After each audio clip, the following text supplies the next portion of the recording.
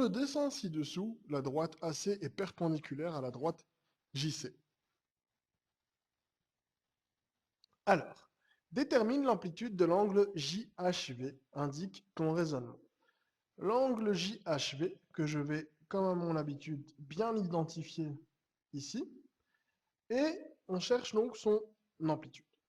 Ce que l'on sait, c'est donc que l'angle, que la droite JC et la droite AC sont perpendiculaires, je vais l'indiquer d'un petit signe, et que donc cet angle-ci fait 90 degrés à une amplitude de 90 degrés. Alors, ça devient extrêmement simple car on peut facilement avoir l'angle AHC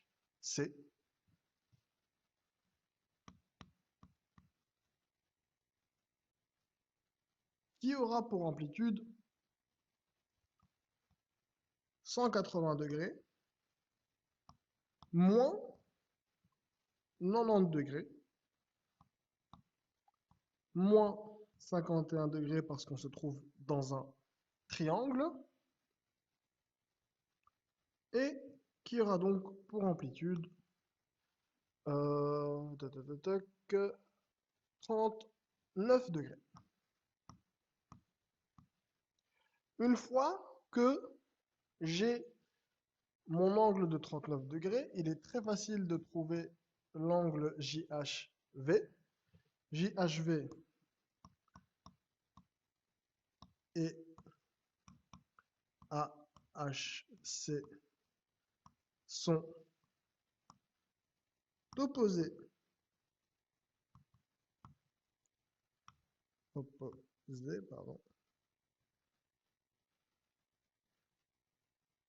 par le sommet. Donc,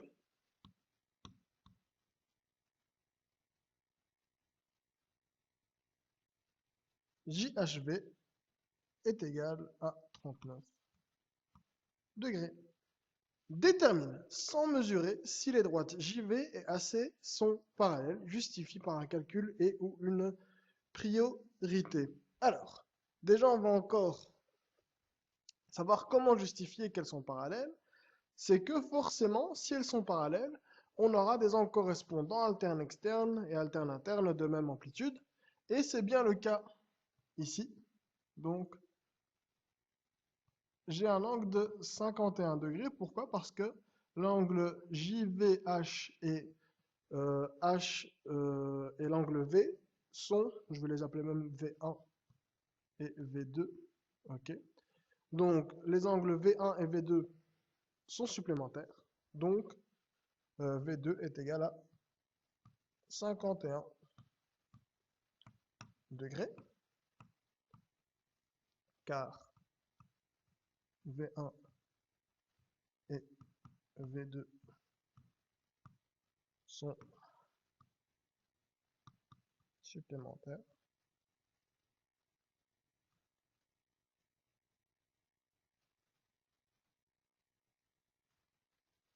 Et donc, je vais peut-être écrire ma justification un peu plus loin.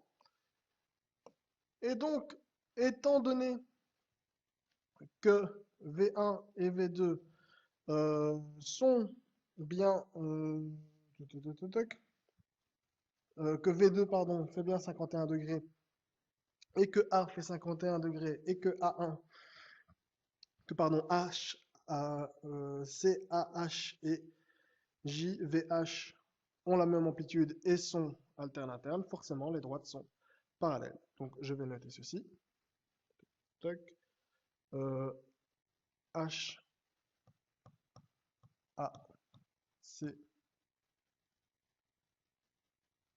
et donc je vais noter qu'ils ont la même amplitude. Pardon.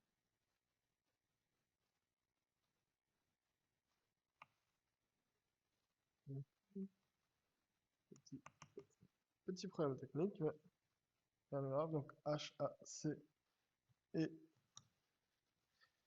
V2 ont, pardon, sont alterne, interne.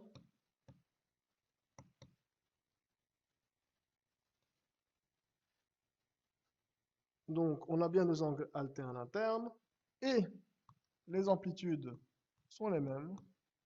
Donc, AHC est égal à V2. Donc, AC est parallèle à JV.